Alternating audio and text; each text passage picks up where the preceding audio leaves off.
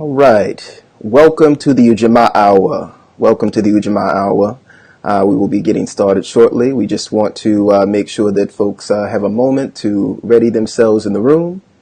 This is the Ujamaa Hour, a space where we consider the topic of cooperative economics from a much broader perspective. We are not simply about the consumption, but we are about figuring out what are the productive spaces where we could be using cooperative economics and cooperative principles in order to cultivate new spaces for our community, in order to cultivate new opportunities and new destinies for our community, in order to reimagine what it looks like to be free and autonomous people.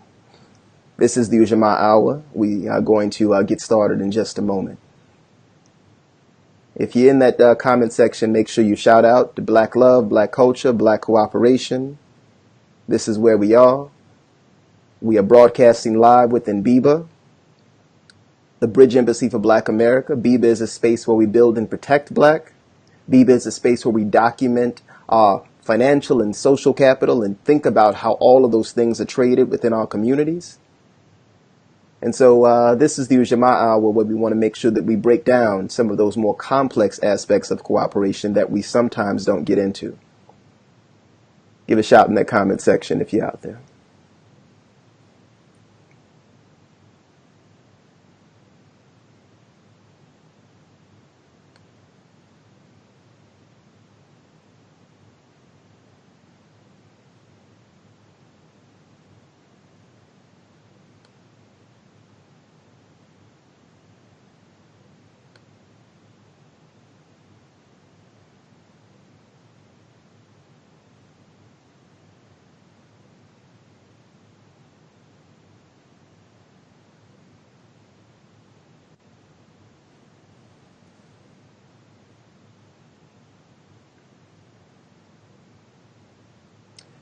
All right. So we'll go ahead and kick off things. Again, the Ujamaa Hour.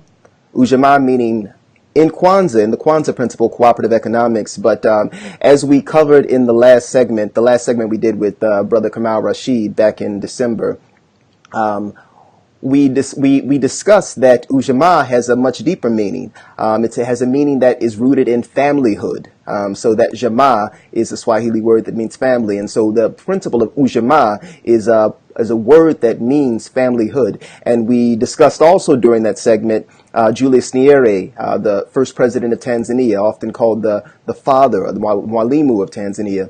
And what we discussed during that segment about this principle of Ujamaa and how it was specifically referenced inside of Tanzania was that here was a nation that was coming out of colonization. Here was a nation that was coming from this space where it was colonized by foreign powers. And in freeing itself from that colonization, it didn't simply want to free itself from colonization, but then still keep the same political ethos that governed it under colonization. It wanted to develop its own authentic political philosophy that would determine how it governed itself as a nation, but then that would also determine how it shaped its economy. That would also determine how it shaped its societal aims. That would determine how it shaped its societal ambitions. So this principle of Ujamaa that was practiced inside of Tanzania for these Ujamaa villages was this socialization of ownership, was thinking about how can we collectively own things as a society. But also, Julius Nyerere was very critical of this idea, just of this base level state socialism. We had to have a society that thought about social ownership as a way that we could also do co-governance. So it was not simply about, state ownership that was about top-down authoritarian governance, but what does co-governance look like? What does it look like to drive decision-making down to the village level and then federate upwards from that smallest space, that small space of that communal assembly, and then begin to build a society from this idea of familyhood, of Ujamaa. And so when we talk about cooperation on the Ujamaa Hour, what we're thinking about is what is the smallest level of decision making that exists inside of communities. Whether that space of decision making exists inside of the workplace, whether that space exists inside of of the neighborhood association or the community assembly, wherever that space exists, how do we get down to that small level of decision making and build the capacity of people to think through those decisions? Because if we could practice democracy inside of our workplace, then we can certainly carry that democracy out into our neighborhoods, out into our communities. We can practice that sort of democracy inside of our community spaces, and we can think about what the democratic process looks like, not simply during an election period, because that's not the only time that the democratic process is at work. The democratic process is always with us. And so what we're trying to do in this program, in the Ujamaa Hour, is think about what that looks like across all segments of our life. And the way that we're doing that is we've gone back. And so we remember from that first program, we talked about this idea of cooperation and what cooperation is and how human societies have been historically formed around this aspect of cooperation. People found that they had mutual interests that they could pursue, and they decided to cooperate towards those goals, towards those mutual interests, those shared aspirations. And so then that's how people formed into tribes and into villages and into nations around those mutual aspirations and those mutual interests. And so that's where cooperation begins. And so before we get to this idea of cooperative economics and cooperative economies, we have to think about how we are in cooperation or not in cooperation at all times. The next segment that we talked about was capital. And I'm very specifically putting a form of capital that we often underappreciate in terms of the way that we approach life now, our natural capital. And our natural capital is underappreciated because it often seems so abundant. It seems like nature is everywhere. And so because nature is everywhere, we feel obliged to consume it.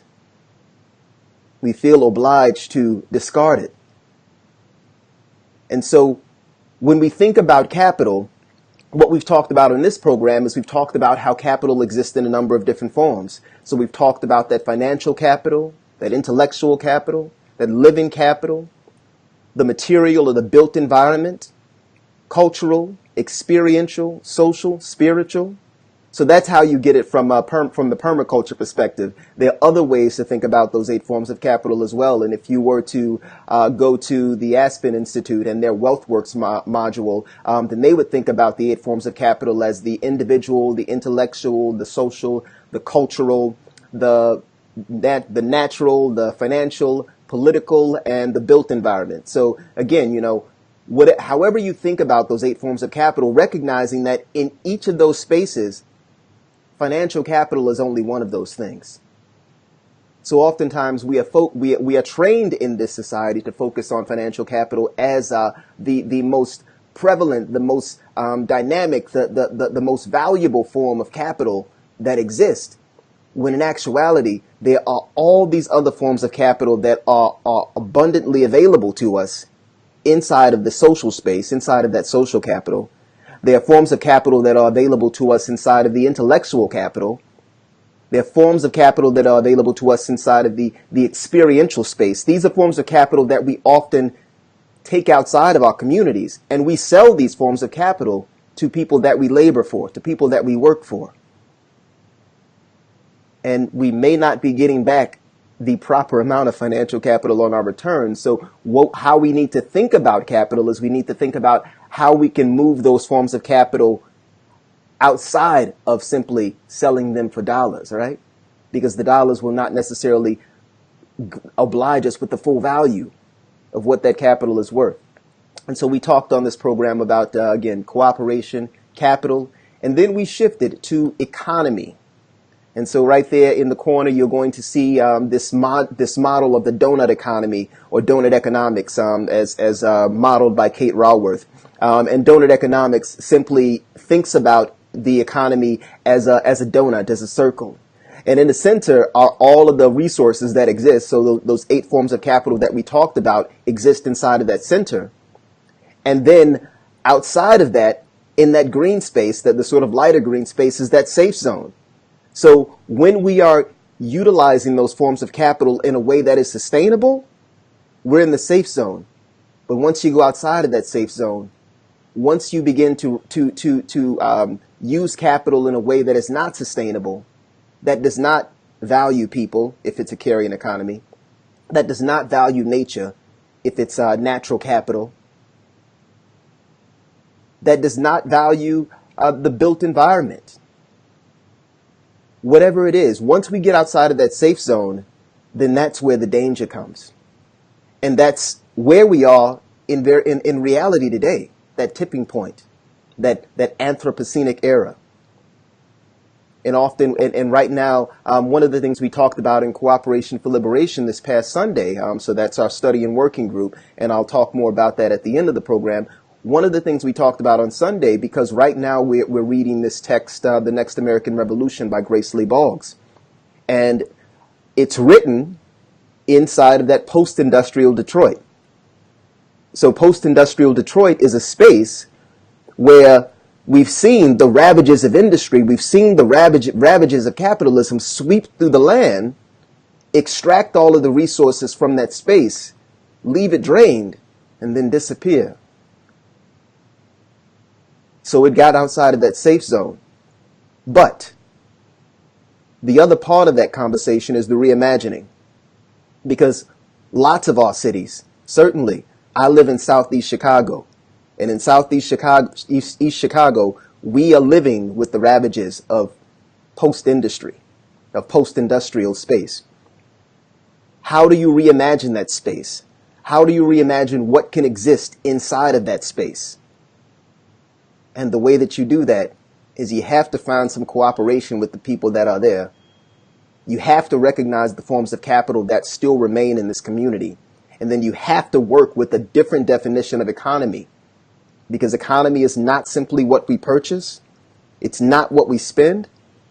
Economy is all of the ways that we engage in the production, consumption, exchange, all of these different ways that we engage in building relationships with each other, and the forms of value that we move between us inside of those relationships. And so all of those lead up, cooperation, capital, economy, lead us to our next section here, autonomy. So I just want you to meditate for a moment on that word autonomy, this notion of self-governance. And in the corner there, you see the logo of the Lowndes County Freedom Organization. And we'll pause for a moment and reflect on that. Again, if you are in that comment section, make sure you give a shout. Make sure you let us know that you're there. This is the Ujamaa Hour, a space where we are unpacking the complexities of cooperation and we are simplifying economy.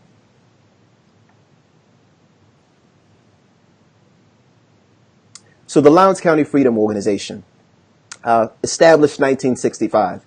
The Lowndes County Freedom Organization was effectively it was a political movement that was established in Lowndes County, Mississippi, with the purpose of building the political power base of members of the black community in that county.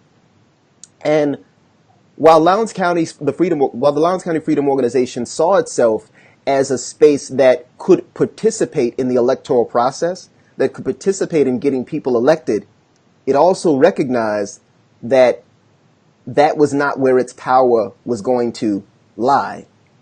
That was not where its power was going to stay. That it had a much broader ambition.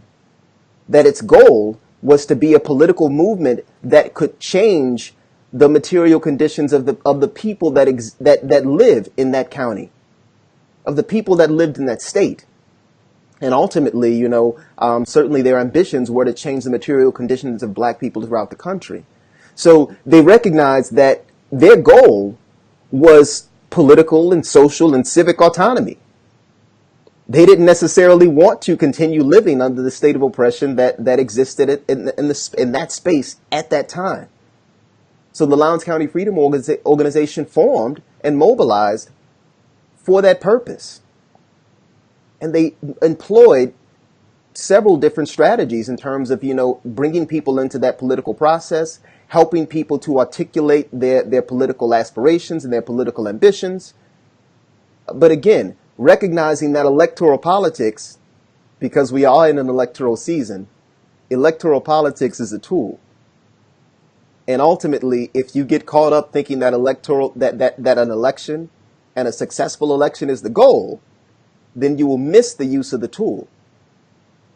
And when you put someone in that seat, when you put someone in that office, they might become someone else's tool. Because the election is not the goal. The election is a tool. And so how are we using that tool? And how are we using all of the other tools that are at our disposal? Because, again, democracy exists in a multitude of different spaces. Democracies exist in our workplaces. Democracies exist in our neighborhood associations. Democracies exist in a multitude of different spaces, our community centers, in our families even, right? One of the things Adrienne Marie Brown talks about in Emergent Strategy is that we are not taught to practice democracy in all of these different spaces. We don't have a really good practice of democracy. We have a lot of spaces that are autocratic, where people are dictated to, and not inclined to, or not encouraged to think critically, or to question the types of authority that are placed upon them.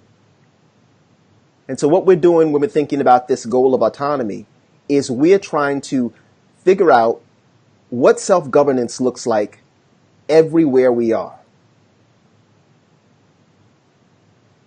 And so if you're using elections as a tool, then you ultimately want to have a conversation with your elected official about co-governance. And what is co-governance? Co-governance means that I'll get you to that seat, but how are you going to behave on that seat? What sort of policies are you going to put in place? And how are we going to hold you accountable if you don't follow through on what we talked about? And so what we're going to be discussing with our guest this evening, and we've got a treat. So we originally had Indira Keith to appear on the segment, and she will be coming through later. But we've also got Kristina Brown that's going to be on the segment. And the three of us met at a session at Breathing Room. At the Breathing Room, there was a session called Beyond Incarceration. And it was a zine reading session. And during the zine reading, what we were doing is we were reading through zines that were written by folks who are incarcerated. And so we were thinking about the conditions of incarceration and thinking about the complexities and the meanings of incarceration and what it means to look beyond prisons as the way that we deal with punishment in societies. Because, again, if we're trying to build autonomous communities, if we're trying to build spaces of governance, we have to figure out how to get down to the lowest common denominator. And the lowest common denominator in terms of autonomy is our own bodies. And so if we're using prisons as a tool of instruction, or theoretically of instruction, it's not really a tool of instruction, it's a tool of retribution, but that's another conversation. But if we're theoretically using the prison as a tool of instruction for someone who we think has erred in their behavior, we're stripping them of the most essential thing that we have, which is the autonomy, the ability to make autonomous decisions about where our body goes, what we can do with our bodies. And that's a tremendous danger to us all, as we can see with the fact that, in the U.S., that we have such an overweighted number of folks in our population that are in prison, right? So we want to talk to Kristina and Indira this evening. They come to us from Texas, representing a host of different organizations. We've got Counterbalance ATX, we've got Black Cyber Nation, and we've got 401. So I'm going to pull Kristina into the segment now. Kristina, are you there? I am. All right. Well, welcome to the program. So, Thank you. Did you want to transition to the video, or are you okay with just audio? if you can, if you are available to that, then that would be wonderful. Okay, great. I will go ahead and do that now, and let me know also if um, any background noise is a disturbance. Okay, I certainly will, sister. Hi, Hello, hello. Greetings, sister. how are you? I'm doing very well. How about yourself? Pretty good. During the day, it's always a blessing. Excellent, excellent. So, coming into this segment, if you can just maybe give us a bit of background on yourself and some of the work that you've been doing recently in Texas. Yeah, definitely. So, like you said, my name is Kristina Brown. We're here in Austin, Texas. And I've been organizing here since about 2016 when I co-founded Counterbalance ATX. Counterbalance is a organization that serves Black women and women of color through policy, alternative data collection, and self-care programming. So we believe that in order to do the work that we know that we're capable of, we also have to heal ourselves.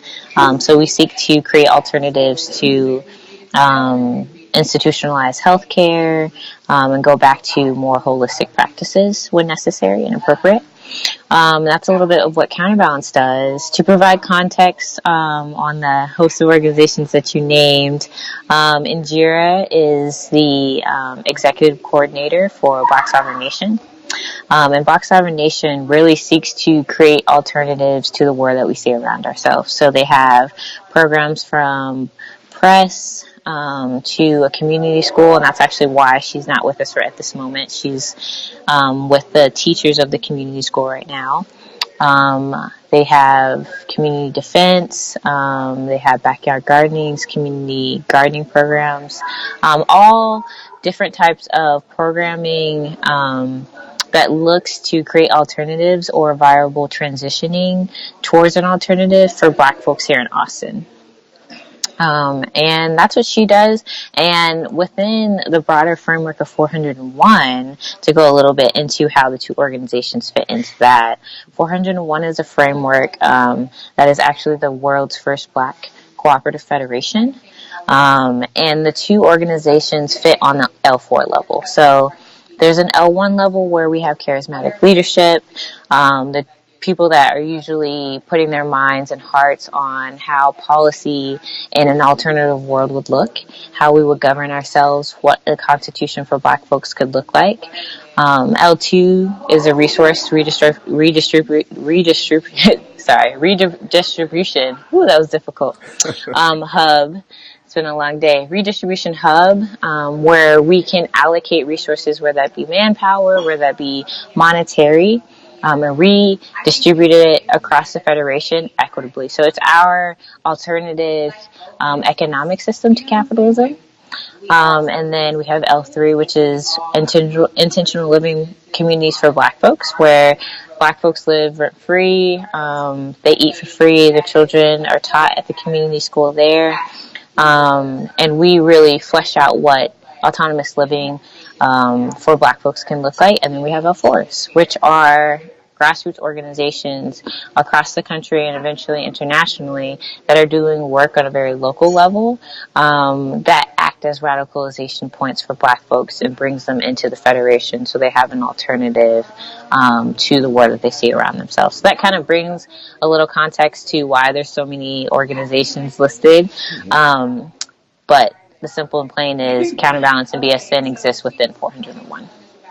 Okay. And how did you come to the work of Counterbalance? So do I understand you're a public health professional, or you Yes. initiated as a public health professional? Yeah, so I just finished up my master's in public health at the University of Texas here in Austin, and I came across the work because I realized, along with the preventative track that I was already going in the medicine field, I realized that when you look at the statistics of most diseases, health outcomes, Black folks are usually at the bottom. And I really started asking questions about why.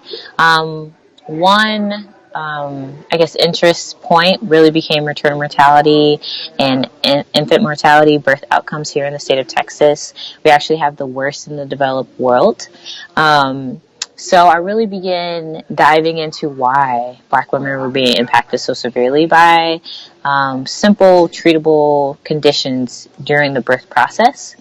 And it really dialed down to stress. It really dialed down to the stress Black women are under during pregnancy, advocating for themselves or trying to advocate for themselves during the birthing process and then before pregnancy. Obviously, the intersection between gender and race creates a unique experience for Black women, and that's kind of the crust that what Counterbalance was founded on, intersectionality. So what is the experience of women of color, Black women in particular, and how can we create policy and self-care programming and collect our own stories around that experience to inform how the world interacts with us. So that's kind of what we seek to do, and that's how I got involved. Okay. And so one of the sort of theme for this evening, autonomy, we're thinking through this aspect of self-governance. So maybe situate the programming that you're doing within Counterbalance and then largely within 401 around these notions of autonomy and self-governance. Exactly. So Counterbalance is really, in each program, each L4, we hope is going to have what on a program level will eventually be a system. So if we think about it from that kind of model, Counterbalance is creating on a program level what will be institutionalized healthcare at the village level, right? How will we take care of ourselves? What unlearning circles will we have on the village? How will we daily make sure check in with ourselves that we're healthy and then unlearn all of the things that we're taught? And then just start viewing our health from a holistic and more ancestral perspective as opposed to, quite frankly, what is a white supremacist perspective. So that's what Counterbalance does. To provide an example, we actually have an action that's coming up, the We Must Heal Ourselves action. And it's a action that is trying to start a conversation and create practice around restorative justice. So people most identified as female that have been impacted by some type of sexual harm, they will be engaged in a direct action here locally or somewhere else in the nation, where we start to really start the conversation about that, whether that occupy, a judge's chambers to kind of demand that a judge, who obviously is one of the entry points of the judicial system here in America, create policy and start doing what they do from a restorative justice standpoint, at least have training on it. So if a judge has restorative justice training on it, maybe that can tilt or realign the way that they do their work with things that are actually going to restore the community as opposed to continue to perpetuate harm against it. And from that, because we're having people that are most impacted, people that have been impacted by sexual harm, participate in the action, we're hoping that those actual individuals will then continue on into a restorative justice initiative. So we're hoping that not only the person that's been impacted, but also the person that has perpetuated harm will come, maybe not together initially, but come into unlearning circles and healing circles. That way the person who's been harmed and the person who perpetuated the harm can begin to heal from that, incident. And then we're hoping at some point that they can have a conversation, whether it's through letter writing or actually being in the same circle, to define how justice looks like for the two of them. And this is laying the foundation for what restorative justice in a judicial system at the village level will look like. So from what we find, the data that we get from that, we will then take it and then create an institute at our first L3, which will be in Cameron, Texas. And that will be, like I said, the foundation for how do we deal with sexual harm and any type of harm in our community in a restorative justice way, so that we're not throwing away people and that we also can rectify the harm that is done to the perpetrator, which is most commonly kind of grazed over in our society. When somebody perpetrates sexual harm, we rightly so focus on the victim, but we never acknowledge what harm could have been done to the perpetrator to cause them to do that harm. So that's kind of an example of how, from a program level, we can create initiatives and actions that can lay the foundation for the systems, the alternative systems that we want at the village level. Okay. So doing a very slight transition to some of the things that I've been seeing with 401. I know that you all have been in a state of recruiting for the L1 level. We So have. have there been ideas about different types of governance that have come out of the L1s that have been brought into the space? Are there sort of novel things that you can kind of speak to? Right now, actually, we plan to have our version of the African, like, Congress. We plan to do that in the future. So that is the place where we really start fleshing out what a constitution, looks like.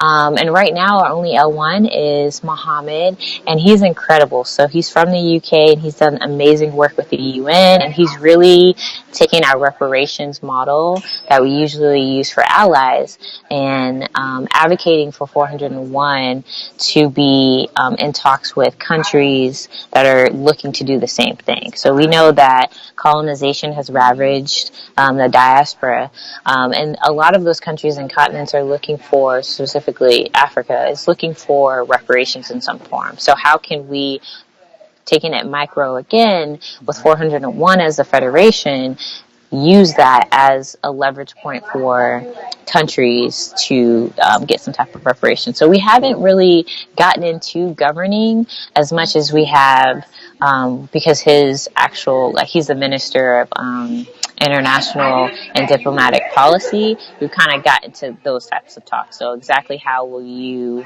utilizing 401, make sure that we're pushing this alternative agenda internationally and also in the U.S. Okay. And so, shifting back a bit in terms of what we've covered on the program so far, we've talked about cooperation, we've talked about Mm-hmm. capital, we've talked about economy. Maybe speak to ways that that you've been shaped, or that maybe your trajectory has shaped your vision of cooperation and how cooperation is kind of factored into you forming this cooperative federation. And then we'll kind Yeah. of do the same for capital and economy in a bit. Yeah, so I was listening to you, and you were saying that kind of the beginning stage of a cooperation is establishing mutual interests. And that is something that I've had to, for better or for worse, learn in my own organizing here in Austin. Austin is only about 4% of the population here. We just hit 1 million residents. So it's a very small Black community, surrounded by a largely quote unquote progressive and liberal white community. And what that means is that people usually organize on the basis of just race, right? You're a Black person, I'm a Black person, we need to do work together. And there's pressures from the outside world to do that. But what happens is when you don't start organizing or forming a cooperative based on mutual interests and values, then you run into problems. So you're a Black person, I'm a Black person, but you're a capitalist, I'm not.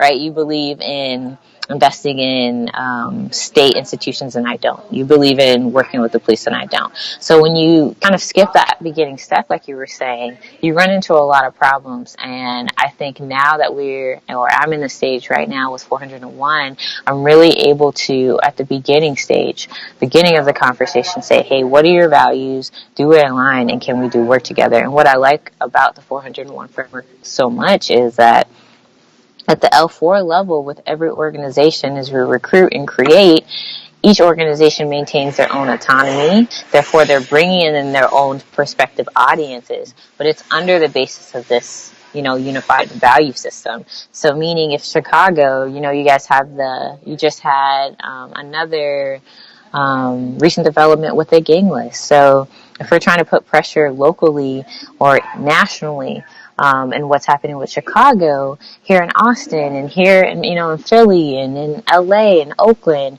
we can all do that because we're all a part of 401. We all have this value system, and we all can act. When Chicago needs action, we all can act unified. And I think that's something that the movement is missing. With Black Lives Matter, and some of the smaller movements, contemporary movements, we really have been missing that cohesion. And then ability to then act in a unified way. And I think that's something that we're trying to change for sure. Okay. And then transitioning next to the other subject we've touched upon, which is capital. So have you ever heard of this notion of there being 8 forms of capital? Have you seen yourself learning how to use different forms of capital better as you've kind of done your organizing work? Yeah, so that was actually the first time listening in just now was the first time I've heard that specific model, that definition of what capital or definitions of what capital can be. But I see that already almost anecdotally or through the organizing that we've been able to do, specifically with not just the economic plan, which I know that you and Najira have talked about in depth. We try to recruit you so hard to be an L1, by the way.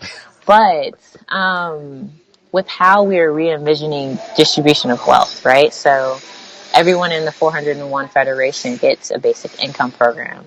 Every time a grant is granted to an L4 or nationally to 401 specifically, it's redistributed, right? So every time that we have an opportunity to counterbalance the capitalist system that we're in and we live within, we take that opportunity. And then also specifically with allyship, the allyship is the only non-black entity within 401, and it's using a reparations models for allies to really define reparations as a social responsibility.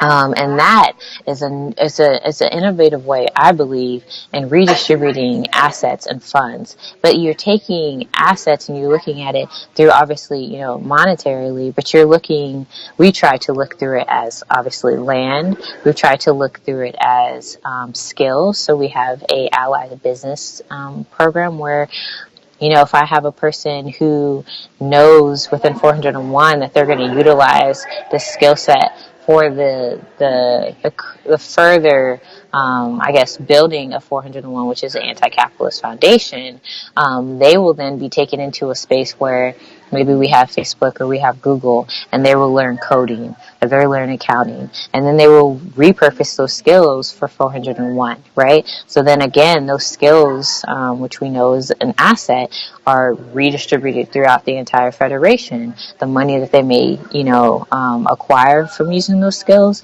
and then also because that the skill set is being used for the federation. So we've really tried to challenge ourselves, and we will continue to challenge ourselves to rethink what an asset can be and how we can then utilize that or infiltrate capitalist spaces, so that the work that is being done, the revenue that is being created goes into the alternative and not the norm. Excellent. And I already see sort of the economy forming inside of that conversation, just in terms of the ways that, again, value is being moved, it's being produced, it's being consumed, it's being traded, exchanged, stored. So maybe talk to me about what are the things that you're studying right now or reviewing that are driving your insights. What are the things that you're really digging into that are kicking up? That's a long list of things. Okay, all right, top 3 or something. Yeah. Actually, right now, this is going to be completely different than Indira's study list, which is extensive, as you know.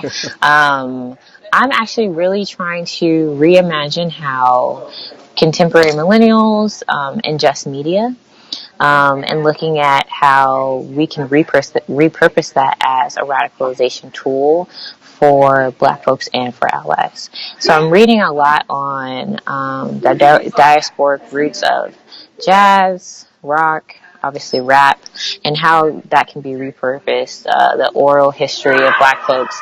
So I can't speak to pieces, it's kind of like snippets that I'm gathering. I just Heavy, which is a new novel that just came out, Black Liberation. Also, the future of Black radicals is something that we just picked up actually, and it's really, really good. They actually have a listen and model there, which I was really excited about, which is essentially just a playlist, and they really look at how each piece of music drives home or pushes forward the struggle for Black liberation. So I was pretty excited about that. But yeah, that's kind of what my mind is on right now. As we're trying to, as you said, recruit for L1s, we're really thinking about, okay, what places can L1s reside in, and how can we attract, because a large component of this work is really being big enough, having a large enough media presence, being in enough spaces, so that people can see us, know that we exist, because we find that Black folks are looking for us. They just don't know we exist yet. So trying to do that, we've really been thinking about political education and radicalization of folks. Yes, I can certainly identify with that. One of the things that came up on Sundays, so the Cooperation for Liberation Study and Working Group happens bi-weekly on Sundays, and that was actually one of our discussions, just how we, one, whether or not, we need to scale, or if there's a more organic way to think about scale, if there's a way to think about how we attract the right people, and what it looks like for those people to come into space, and for the space to change when people come in. Because right now, where we are as a study and working group is, we found out on Sunday that it was very different from where myself and the co-facilitator, Joan Federo, imagined. We imagined a space that was immediately going to come together and form, and there was going to be cohesion, and then we're just going to launch into building a cooperative. And then we found that we've kind of diverged in terms of where the space exists right now. But it's a healthy divergence, because there's a much broader and much deeper imagining that's happening. So maybe talk about the power of imagination in your work. Oh, that's a good one. I was gonna say it's so funny when you like envision something, you birth something, and then people come on board, which you're happy about, but then it kind of may deviate, like you're saying, from your original thought. Like accepting that, being okay with it, is a whole process in itself. Yeah, so imagination and creativity, I think, really has to be the catalyst for change. I think now more than ever, I won't say like, in the past it wasn't true. I think it was just as true. But I think we're in a moment that critical faculty and creative faculty is something that very few of us have been able to really cultivate within ourselves. The way that we're educated nowadays doesn't really create those pathways, right? And I think that with Black folks, and this is kind of why when you go on 401's page, when you look at our graphics, our content, there's a very futuristic, there's a Black futuristic undertone to it, because Black sci-fi, is all about reimagining a new world, a world that you cannot see. And that's exactly what we're trying to do. We're creating a new world for Black folks to thrive in and not just survive in, to flourish and not just exist in. And that doesn't currently exist. So everything that we do, while we're taking, knowledge from our ancestors and those that have came before us, and we're certainly building on a foundation that they've created, a lot of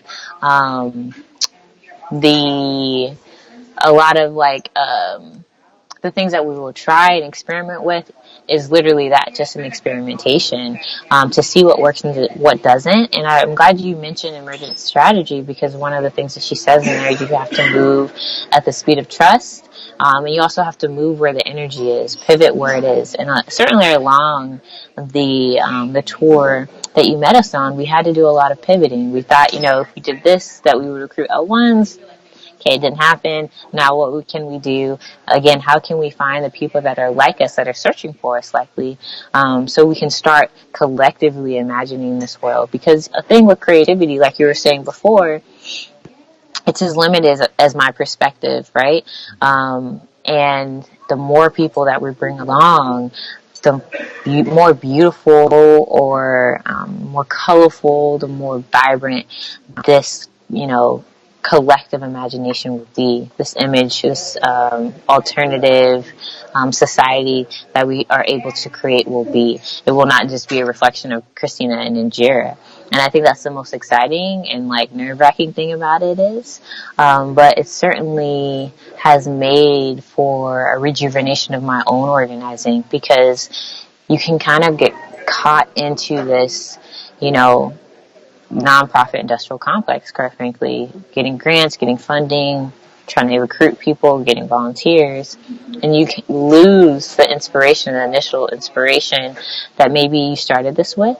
But knowing that we're literally building a new world for Black folks, the Wakanda, right, of our generation is exciting, and it definitely makes for continued passion and strength towards this work. So that's exciting. I think creative energy is really the blood flow of organizing, because as you know, this work is very hard and wins are few and far between. So being sustained by the work is necessary. Mm-hmm. And so I've got two questions to kind of wrap up. One is going to be that the one we actually close, or actually we open the study group with this question, because right now, as I mentioned, we're reading The Next American Revolution by Grace Lee Boggs. Effectively, the study group has been a space where we are trying to deepen folks' engagement with cooperation and cooperative practice, but then we also recognize that there's this other type of space that needs to happen. There's other type of political education that needs to occur. And so in reading Grace Lee Boggs, the question comes up inside of the intro, what time is it on the clock of the world? Wow. Yeah, no easy questions here. I'll try to find some. What time is it on the clock of the world? That is really interesting. I mean, it's hard for me to answer that question because I believe all the obstacles and the challenges that we face as contemporary revolutionaries or aspiring revolutionaries have been encountered by our ancestors, right? I don't think that anything is new under the sun, so I feel like time is cyclical. But I think that we're primed for another revolution. I do think that it's about that time. So I think it's time for an awakening of Black revolutionaries that know that they're not benefiting from the current system and are willing to take the sacrifice to push us forward. So I don't know what the name of that specific time increment would be, but I know that it's not at revolutionary, but just right before. And that's kind of something that we're hoping for, and why we're so intent on building 401 right now. Because when it's time for that revolution to happen, providing people with a viable alternative, I think, is going to be the difference between us continuing another cycle of oppression or not. And I think that was a moment that our ancestors missed, because when you're breaking down the system and you don't have an alternative, people will just reinvest in that system. So I think that's where we are. Excellent. You know, this notion of time being cyclical, I'm reminded of a story that I tell often, which is listening to, I'm going to say Adrienne Marie Brown's name a lot, but listening to listening to that podcast, How to Survive the End of the World. She had Alexis Pauline Gumbs on, and Alexis was telling a story about envisioning herself standing in the present, and then looking back at Harriet Tubman, who was looking forward at her. So effectively, and then also imagining someone else in the future looking back at her, another future daughter looking back at her. So this notion she was thinking about of past, present, and future, time being concurrent. Ancestors are striving towards us as we're reaching back to draw upon the lessons of ancestors, and then being drawn upon ourselves as ancestors in the future. So time is concurrently happening. So yes, this notion of time being cyclical, and this notion of, in fact, this came up in our study group at one time when someone was challenged about reading Collective Courage and being disheartened by the fact that there's a lot of defeats that happen there, right? There's a lot of stuff that got knocked over that did not survive. And I mentioned that to Brother Kamal, Kamal Rashid, who was on this last episode, and he talked about this notion that every time we resist, we win. Every time we resist, we win. So I certainly appreciate that cyclical time and those lessons. It's pretty comforting to know, because this work can be pretty lonely, to know that you were just a continuation, and also to take, or to release rather, ownership, right? So I know that no idea or no product that I may come up with is mine. It belongs to the collective, because it's obviously taken from work that was before me and for people that are ahead of me. So yeah, I definitely like that model. Absolutely. And my final question would be, do you have a favorite historical or contemporary autonomous zone that you draw upon a lot? This is definitely an Indira question. Um, let me see. I mean, I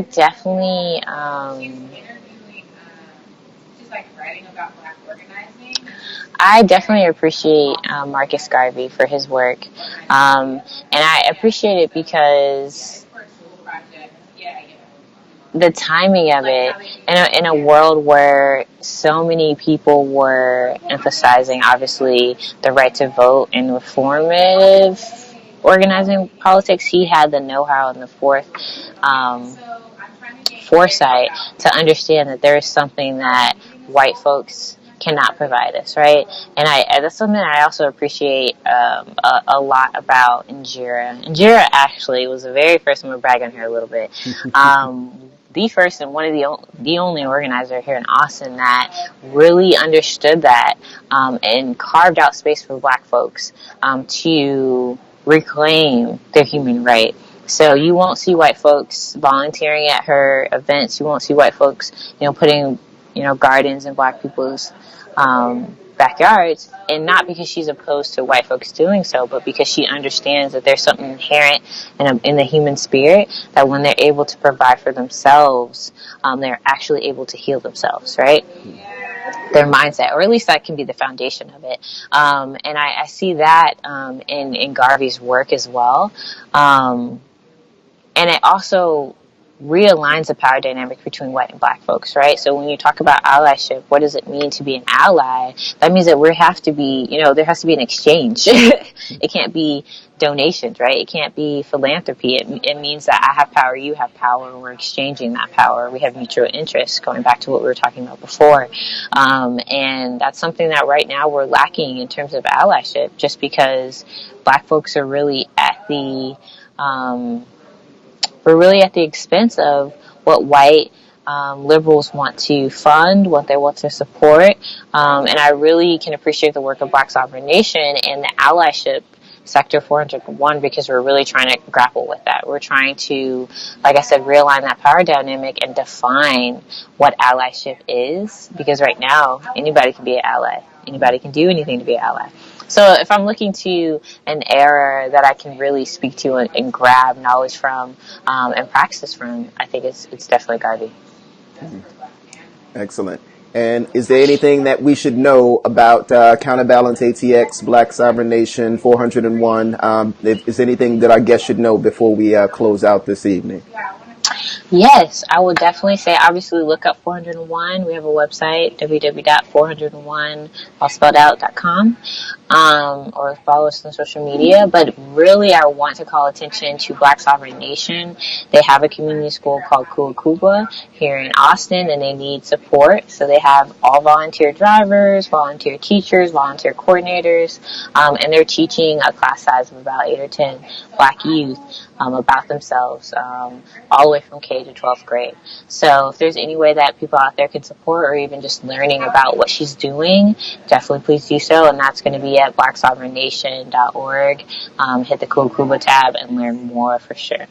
You heard it there, folks. Blacksovereignnation.org, correct? Yes. So make sure you hit the Kuba tab. This is the Ujamaa Hour, where we are talking about the issues of complex cooperation. We're talking about simplifying economies, because we all live in an economy every day. We have family economies. We have communal economies. We can clearly understand these things, and we are certainly building these things, as all of our guests have made apparent. We have the capacity. We have the ability. We have the power. And I really appreciate my guest, Kristina Brown, for being on the show this evening.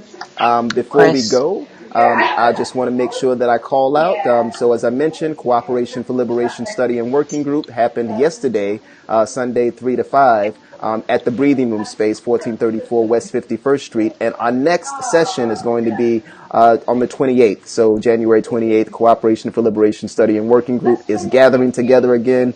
We are a space that thinks that black communities really need to grab hold of this cooperative model and really need to take root inside of this shared ownership, because it is a way that we can make sure that we are controlling land in our community, make sure that we are actually controlling businesses in our community, not redounding to individual wealth, but redounding to shared communal wealth. And that is something that, I certainly think that Counterbalance ATX, Black Sovereign Nation, 401, Kristina and Injera represent. And I really appreciate the work and the scholarship. And yes, thank you very much. Sir. We definitely appreciate you, and I know actually Indira's wrapping up right now, but she'll be disappointed that she can say hi. But I'll say hi for her. Excellent. Well, we appreciate it, and I'm sure we can get on another segment as necessary. And and you have a good evening. Thank you. Have a good night. Be safe. Thank you. You as well.